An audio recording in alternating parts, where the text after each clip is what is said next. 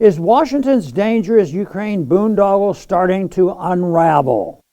Last week, the world stood on the very edge of a nuclear war as Ukraine's U.S.-funded President Vladimir Zelensky urged NATO military action over a missile that landed on Polish soil. This is a Russian missile attack on collective security. This is a really significant escalation. Action is needed, said Zelensky immediately after the missile landed. But there was a problem. The missile was fired from Ukraine, likely an accident in the fog of war. Were it actually a Russian missile, of course, that might mean World War III. But Zelensky didn't seem to be bothered by the prospect of the world blown up, judging from his reckless rhetoric. While Zelensky has been treated as a saint by the U.S. media, the Biden administration, and both parties in Congress, something unprecedented happened this time. The Biden administration pushed back. According to press reports, several Zelensky calls to Biden or senior Biden staff went unanswered. When U.S. National Security Advisor Jake Sullivan finally returned Zelensky's call, he is reported to have said, "Tread carefully," on claims Russia was behind the missiles landing in Poland. The Biden administration went on to publicly dispute Zelensky's continued insistence that Russia shot missiles into NATO member Poland.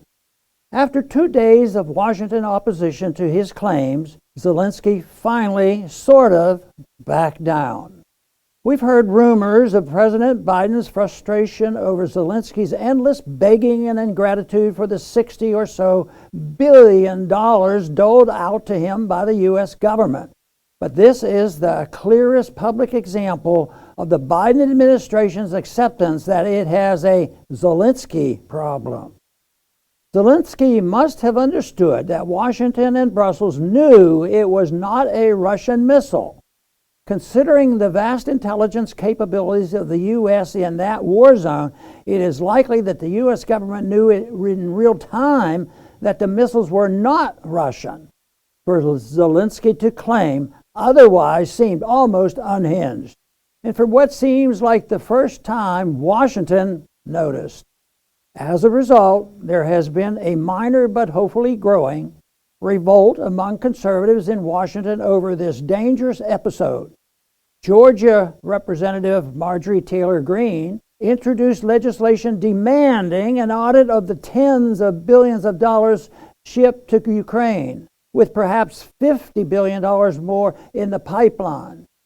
The resolution currently has 11 co-sponsors.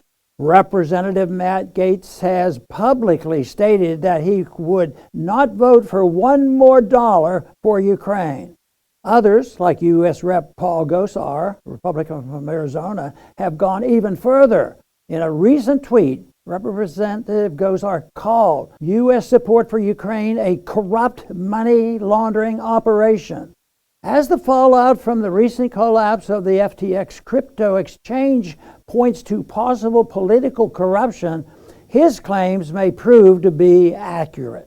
When Senator Paul introduced an amendment to the massive aid package to Ukraine, calling for someone to audit the funds, he was ridiculed and attacked. Some 7 months later, his position appears far more accepted, and that's a good thing. When the Ukraine war hysteria finally dies down, as the COVID hysteria died down before it, it will become obvious to vastly more Americans what an absolute fiasco this whole thing has been. Hopefully, Republicans will accelerate that process when they take the House in January. It cannot come too soon. Thanks for listening.